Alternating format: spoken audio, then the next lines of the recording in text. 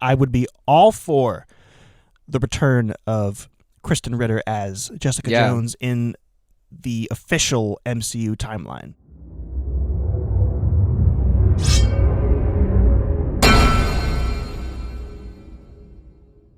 Welcome to Saga Sessions, a show where we explore, analyze, and discuss our favorite stories. John and I are here to share our thoughts on the first season of Daredevil, Born Again. And if you haven't seen our review and breakdown of the first 4 episodes, you can watch that by clicking on the card above. Okay, John, overall, were you a fan of Season 1? I was generally a fan. I think there's definitely issues I feel like everyone can kind of see. But overall, it was good. I am very excited for Season 2. I'll say that. I think Season 2 will most likely be better than Season 1, assuming all things go well. But Season 1 was pretty good. It was fine. You know what's pretty sad for me is that I was more excited for Season 2 before I watched the finale of Season 1. Mm-hmm. I thought the finale of Season 1 was a letdown. And anticlimactic. I think the finale itself, was fine/good. I think the ending of the finale was kind of rough. Because, in the finale, we talked about this during our first episode, how we were worried the Punisher wasn't going to come back. And I specifically was really big on the fact that the show was missing the show was missing a Karen, whether it was Karen or someone else who could take her place, which is really going to be really hard to do. But the last episode brings Karen back. Shout out to Karen, we love her. And it brings the Punisher back. And I think that episode is one of the strongest just because you have all of them back. And the interplay between Daredevil and Karen and the Punisher is all really strong. I think they do a really good job of keeping the characterization from the previous seasons of Daredevil. And so, you get the classic Punisher going around and be like, yeah, Red, you just got to kill people. You're going to let them go back on the streets. And then you got Karen coming in, doing her thing. So I think that part was really, really good. But the ending of the episode where Daredevil's like, I'm putting together a team to go up against Wilson Fisk. And it's just a bunch of random people that we met for an episode, if even that. The hostage lady from the bank episode was there. And yeah, she's going to be a real asset to the team, this random police officer. So it was definitely a little underwhelming. That's a good word for it. Yeah, it was definitely underwhelming. Underwhelming. So my hype for Season 2 doesn't really come from anything that they did in the final episode. It really just comes from the fact that this season you could really tell the difference between the episodes that were originally planned for the original version of this show, this season, which was going to be more episodic and just feature different people and characters and villains episode to episode, episode 5 with the bank. Episode 5, which is titled, I believe, With Interest. With Interest, which yes. happens to be Charlie Cox's least favorite episode in the entire series. Specifically because it was filmed before the writer's strike. I also believe it was filmed, don't quote me on this, but before they changed the direction of the show. Mm-hmm. And it sounds like, based on my interpretation of Charlie Cox's interviews, that he wanted that episode wiped and redone entirely to fit the mold of what Season 1 ultimately became, which is an overarching, storyline. Mm-hmm. But funny enough, episode 5 is one of the most well-received episodes in the whole season. Yeah. Which even Charlie Cox himself acknowledges in his interviews. Oh, it's really? Okay. Yeah, he said, hey, I didn't care for it, but it's one of the most popular, so that just goes to show how subjective this all is. Yeah. Yeah. Well, I think the episode itself is well done. I like that episode a lot, but I think if you had an entire season of just that kind of thing, that is when it wouldn't have been very good. Right. And I think that episode itself was strong. Even though, I think Charlie Cox in that interview said that, the villain in that episode had, absolutely no characterization. He was just, some Irish guy robbing a bank for some reason. And I'm like, that's very true. And he wasn't a very strong character or villain. But I actually have more of an issue with, in terms of the episodic episodes, I think the Muse arc, quote unquote, was probably the weakest one. Or lack thereof. Yeah, lack thereof of Yeah. arc. Yeah, because I'm assuming in the original cut, Muse was probably also a single episode villain, whereas in the new cut of the show, he got like a little bit more screen time and like build up and characterization, but not nearly enough to be like any sort of interesting at all. It's certainly an interesting way to introduce a villain. He starts out as this mysterious villain, that we see operating in the underground, in the sewers, if I'm not mistaken. Yes. He's carrying bodies to his lair and doing not so pleasant things to them. Doing villain things. That's right.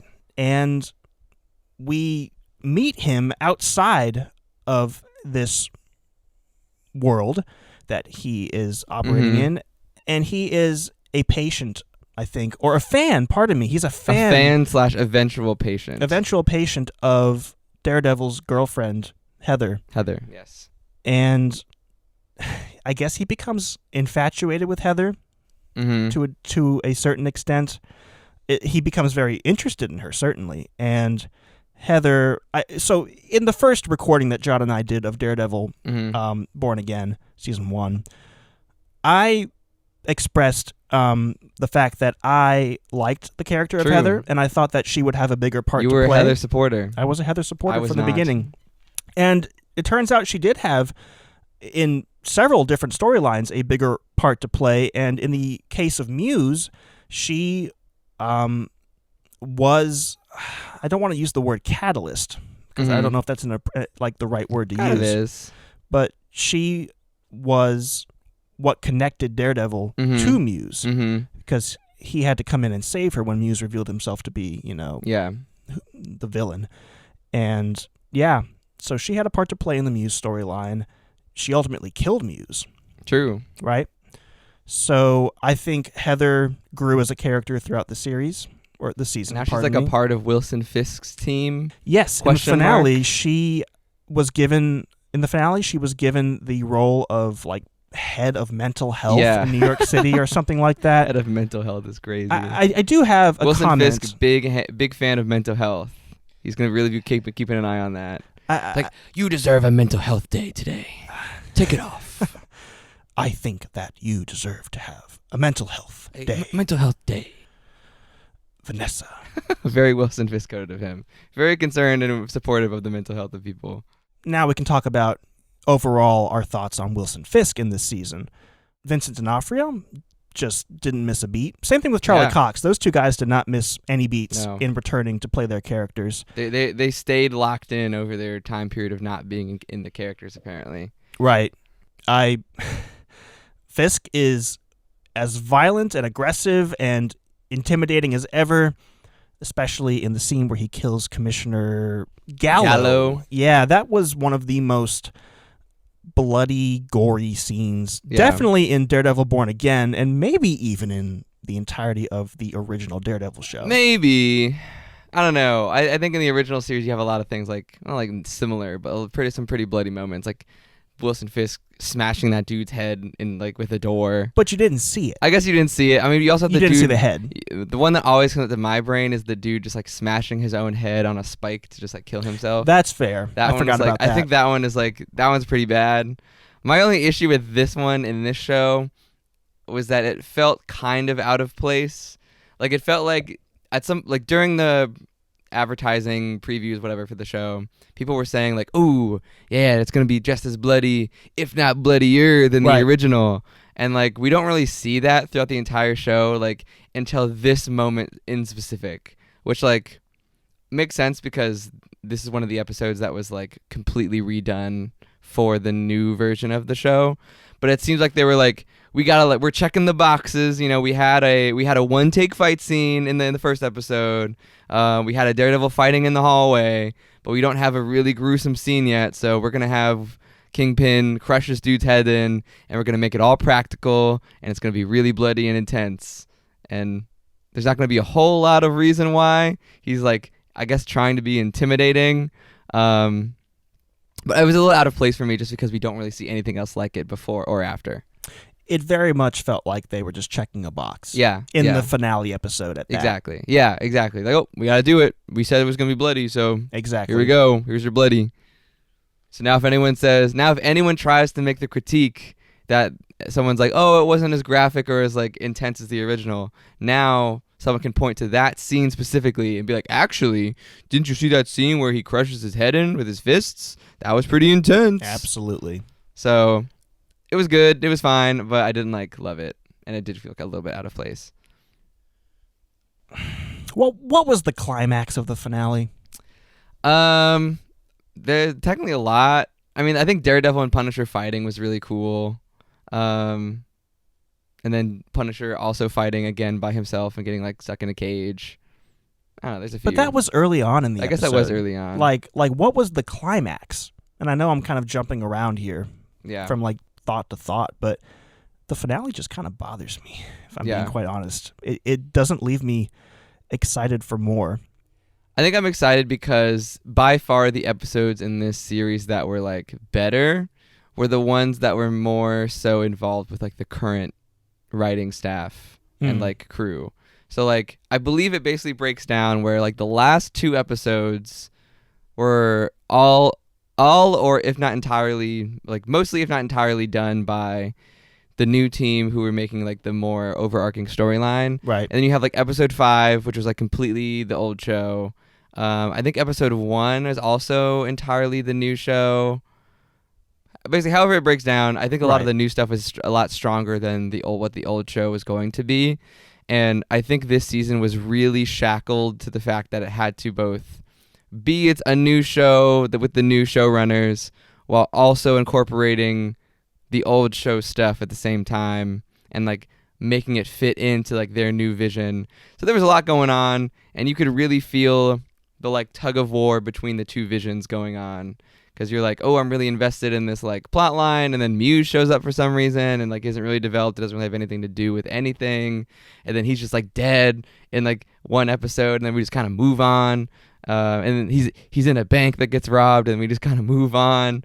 So season 2 will not have will not have the same like inability to do its own thing because there's like another show that existed.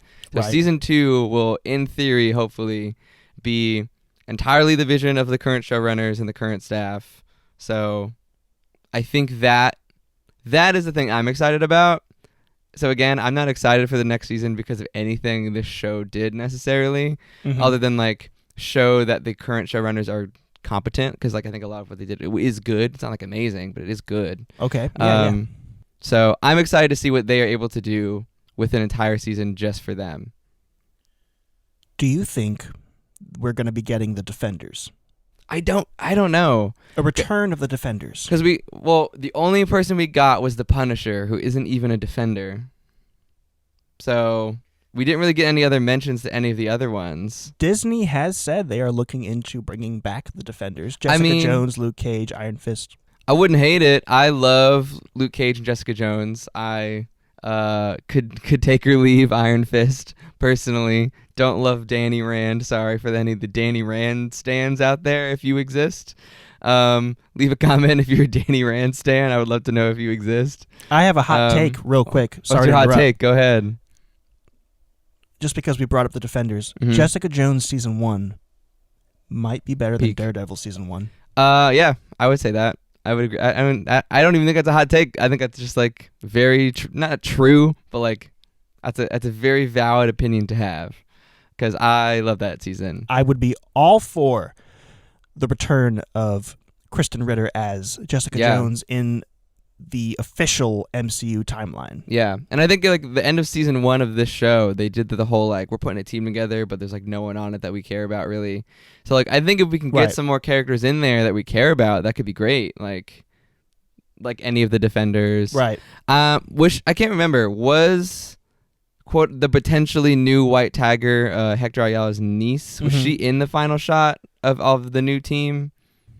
I don't remember if she was, but if she wasn't, she should have. Good question. And I assume she's going to be there next season, and I am excited for her Because one of the plot lines I did like a lot in this show, in this season, was the Hector Ayala plot line.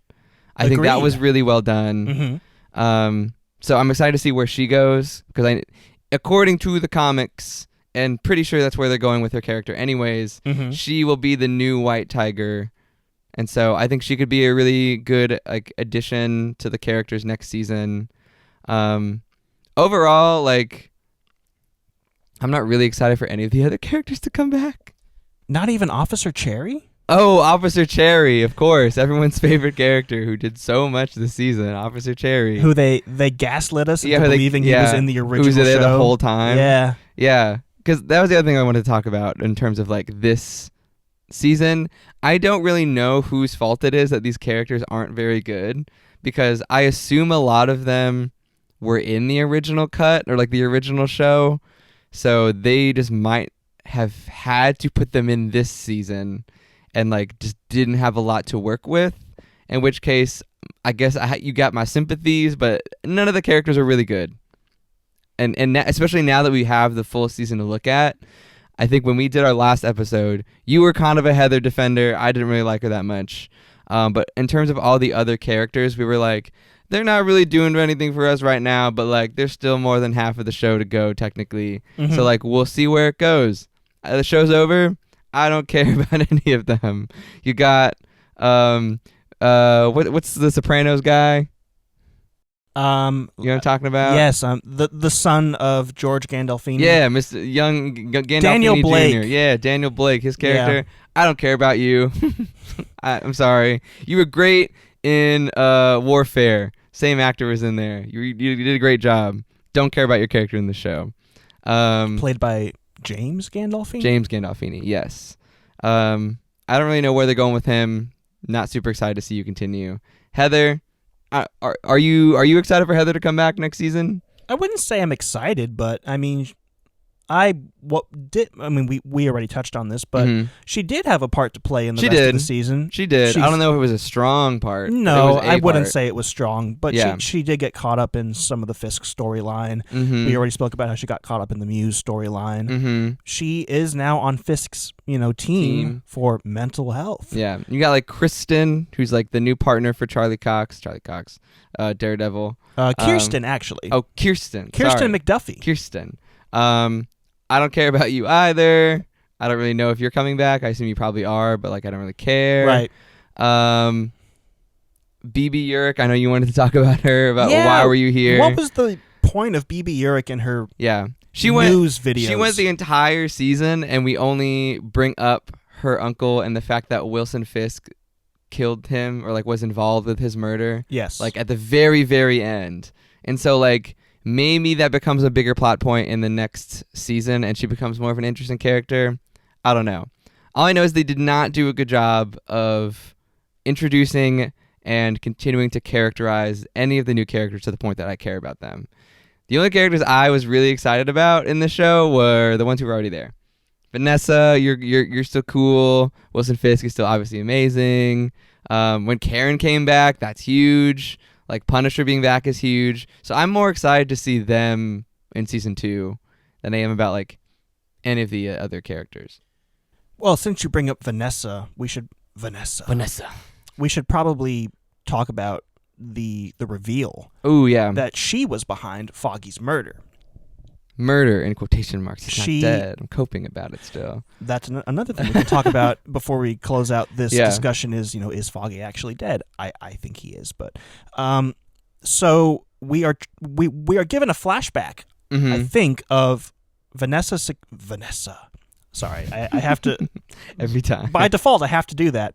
But we are given a flashback of her essentially getting Bullseye out of prison. Yes, getting Bullseye out of prison and then hiring him to take out Foggy, essentially. Because of the trial that's coming up. Getting him out of prison the first time. Yes. Right, because he ended up going to prison at the end of season 3 of the original Daredevil show? No, getting out of prison at the end of, in between season 3 and this season, she gets him out of prison to kill Foggy. Yeah. I'm a little confused, but that is okay. So Vanessa, it wasn't explained very well, at least not to me. But Vanessa got him out of prison, had him kill Foggy. He went to prison again for life, Yes. but he gets out again. Which was cool. Quick interjection. Yes. The scene of Bullseye escaping was great. Agreed. That was a really good scene. I even knew it was going to happen with it when he had his little tooth moment. I'm like, he's just about to spit that tooth in that cop's face. And then escape, or the surgeon, doctor, whatever, he's going to spit it in his face and he's going to escape. And then he did it. And I was like, this is great.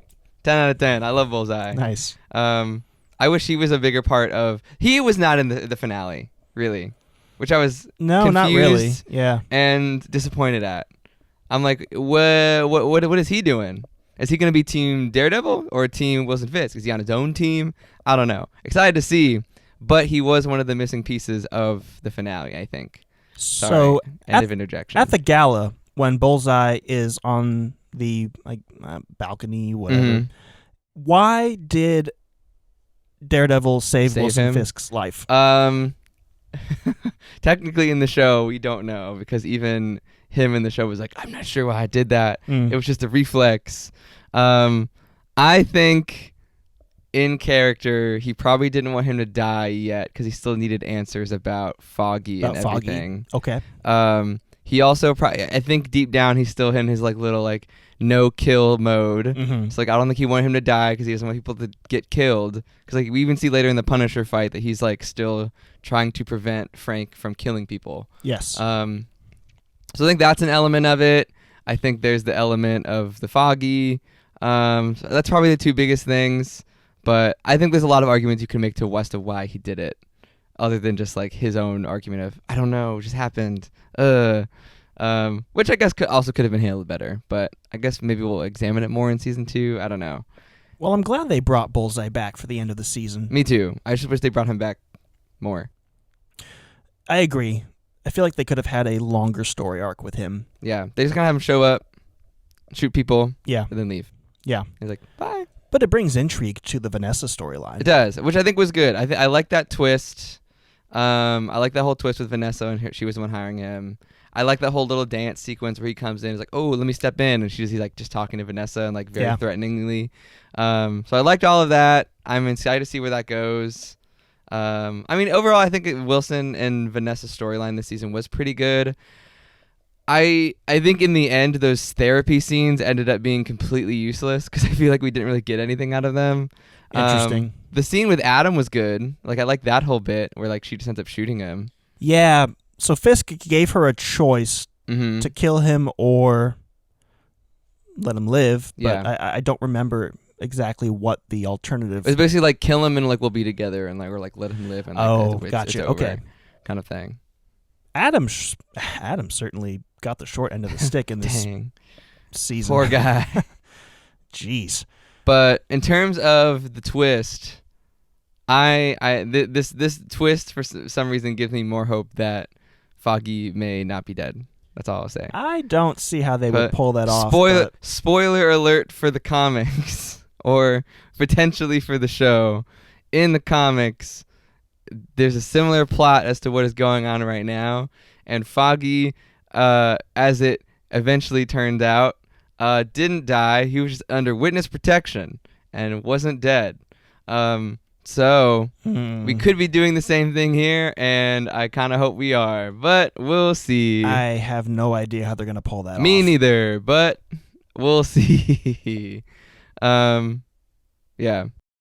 I feel like we've covered all the bases. Where would you, as we're have covered all the bases, where would you rank this season in the overall canon of Daredevil? Like season 1, 2, 3, and this is season 4. Where do you rank this? Okay. So I think the best season of Daredevil, and for the sake of this ranking, we will consider this season 4. Yes. The best season is season 1. Oh. In my opinion. Interesting. And then season 3 is the second best season. Okay. And it's very close. It is very close. It's very close. This is true. To be fair, those are the only two correct answers for which is the best season. Season 2 has grown on me over the years. Okay. So I am not prepared to say that this season, Daredevil Born Again, season 1, is better than season 2 of the original Daredevil. So I'm going to have to go with season 1, season 3, season 2, and Born Again. Okay. So for my ranking is season 3 is the best. Okay. I'm a season 3 guy. So it would be 3 and 1. And it is tough because season 2 of Daredevil, part 1 of season 2 of Daredevil is really, really great because you get the Punisher stuff, and that's chef's kiss. But then you get the second half where you got like Elektra and like Stick and all that stuff, and right. the hand. That's it, right? That sounds right. That's because I always get them confused with like the Foot Clan from Teenage Mutant Ninja from Turtles. You got the hand and you got the foot. Anyways, I think I would still go season 2 here as well. So I think for me it's 3, 1, 2, 4, but 2 and 4 are not that far off. You know, I feel like 4. Like 2 has way higher highs than this season does by far. Yeah. But I think season 2 also has lows that this season didn't necessarily have.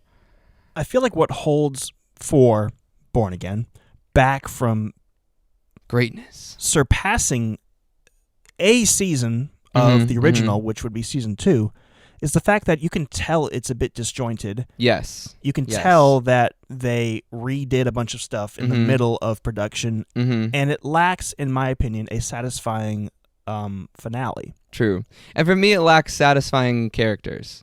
Because I think one of the huge draws for me in season 1 through 3 is just like the strong cast of characters that not just Matt Murdock and Wilson Fisk, but like Foggy, Karen, everyone, like I don't remember Rosario Dawson's character. Oh, Claire.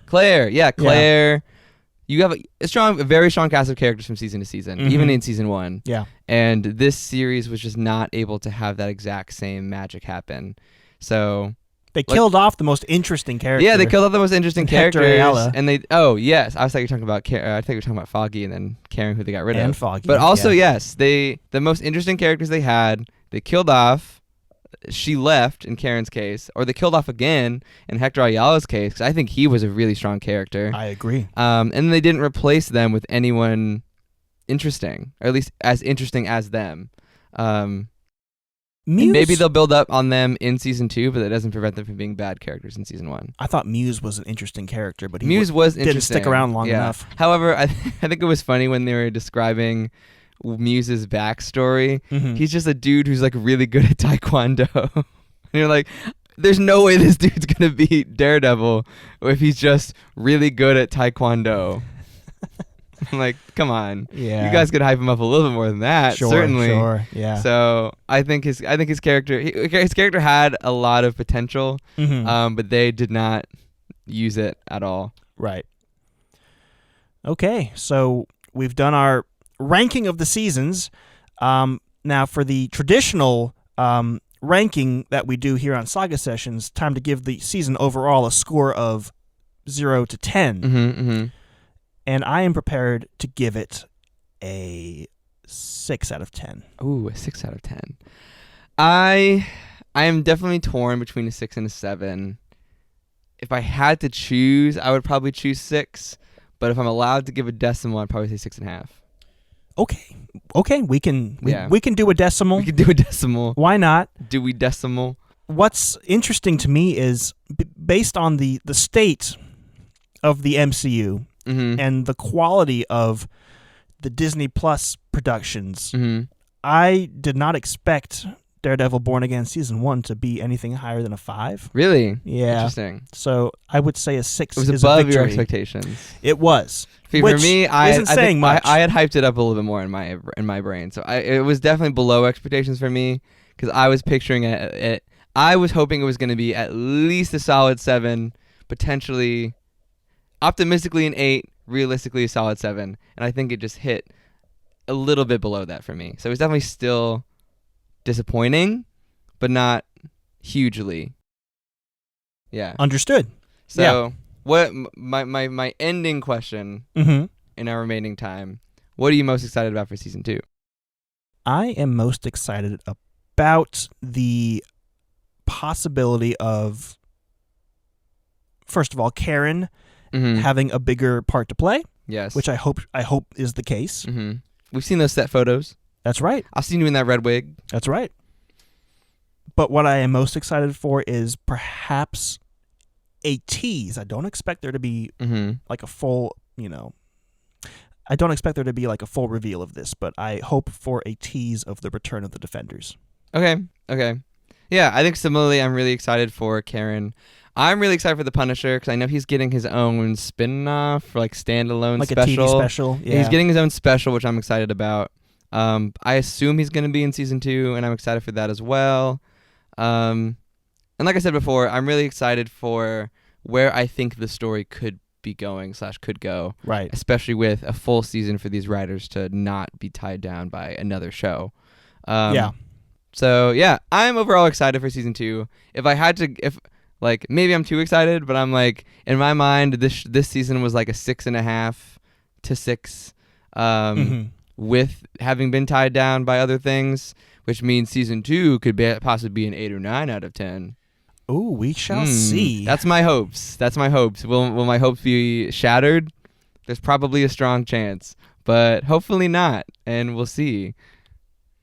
I do think with everything that's been said already, even though I gave it a 6, which isn't terribly high, It's like a slightly above average. I do think this is the best Disney Plus Marvel show to have been produced. Oh, disagree. What would you say Loki is the best? exists. I'm not the biggest Loki fan. season 1 and 2 banger show, 7 to 8 out of 10. Ooh, Great. I would say Loki's the best, personally. okay. I like Loki. I don't love Loki. It sits slightly lower for me on the scale than Fair Daredevil enough. Born Again. So safe to say I haven't given any Marvel Disney Plus show anything higher than a 6. Dang, that's rough. Can't say you're wrong for that though, but that is rough. Maybe I should revisit the Loki show. Sounds good. Agatha's also pretty good. Never saw it. That was a good one. Well, anyways, that is a wrap on our thoughts for Daredevil Born Again. Daredevil Born Again. Season 1. Thank you for joining me, John. Of course. Happy to be here. Maybe we'll be able to talk about Thunderbolts before too long. Yeah. So hopefully stay tuned for that. I got to go watch it after Yes, you recording do. this. Yes, you do. So that's on my to-do list. With that being said, thank you all for attending this Saga Session. We hope to see you again soon. See you next time.